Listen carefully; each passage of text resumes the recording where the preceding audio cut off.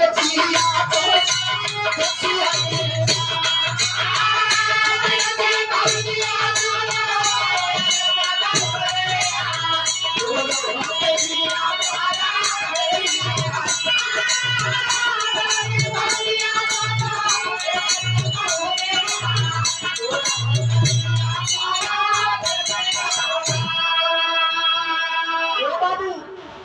एवं मेहरारू के चलते दोनों भाइयों के गर्दन कट गई। लड़कियां देखा से दोनों मर गई से तो लड़की के रूप छोड़ के जहां तक का बन गई का हो नागिन बन गई। और हमारे सकरतारी के बावन भर्ती से हमारे नानू चाचा जी की ओर से बहुत बहुत रुपया देके स्वागत करी गई। प्रणाम बाप के नागिन बनो देखा दिया कि एगो नदी बन नदिया में एगो नाई बन नैया में बहुत लोग बैठे बड़ो नागिन जाल के वही नाई पर सवार हो गई।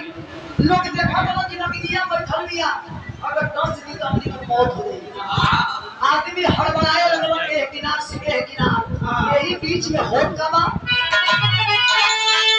अरे नागिन बदलते ही बाहर बुद्धि लगा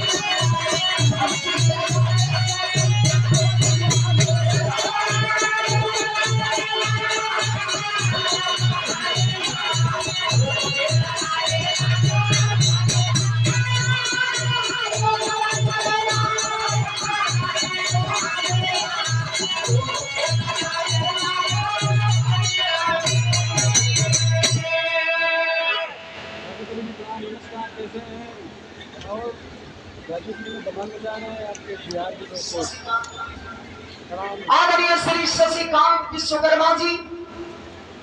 भारतीय समाज पार्टी में आप मीडिया प्रभारी हैं। आप जहां कहीं भी है कृपया मंच पर आने की कृपा करें और आपके सम्मान में सादर 500 रुपया देके स्वागत किए बनी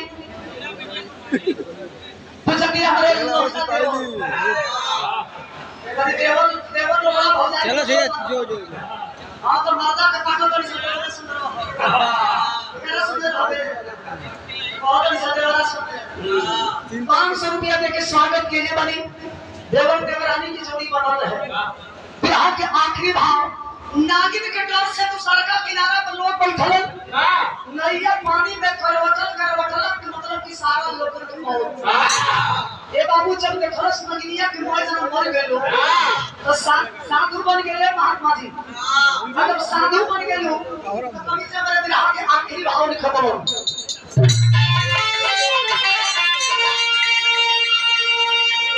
जिला पंचायत पद के प्रत्याशी महोदय दिनेश यादव जी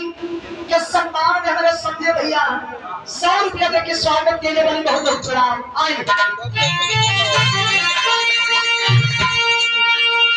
अरे चले कोई हाथ मन को पिटारी जीवन भेदर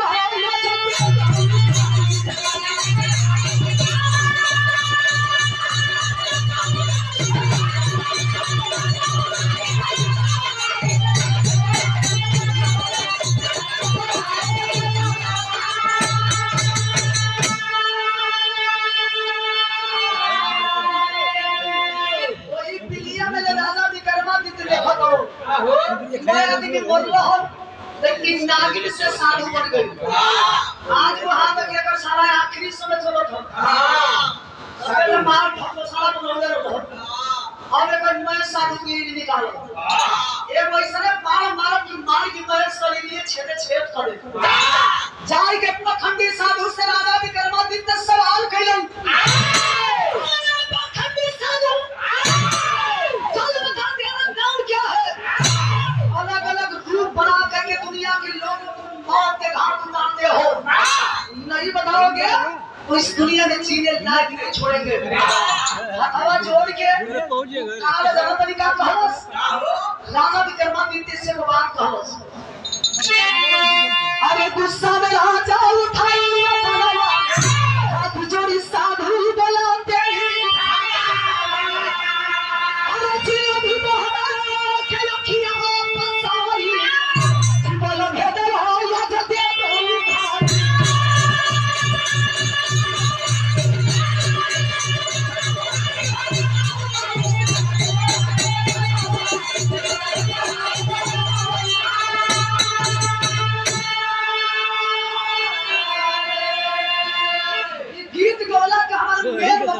ये धरती पर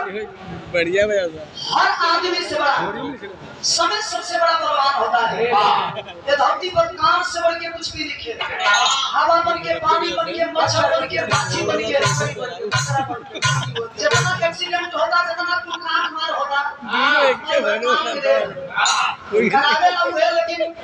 देखो हीरा सरे बोल जाए उस धरती पे सबसे बड़ा कान है जिस रूप में मौत लिखी है और जिला मीडिया पर भारी सस्यकांत विश्वकर्मा जी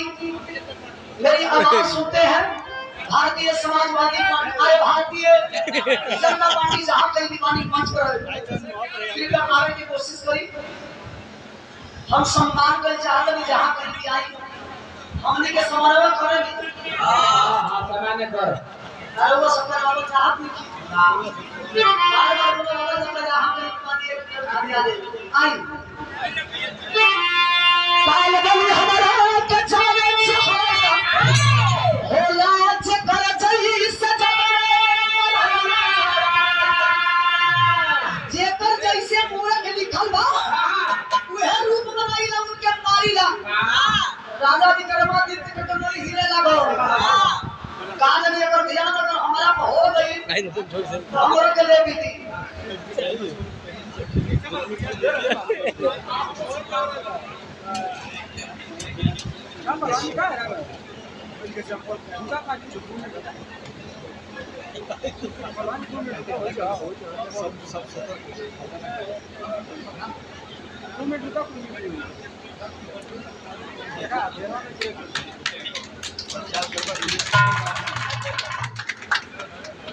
और पूजनीय धर्मेंद्र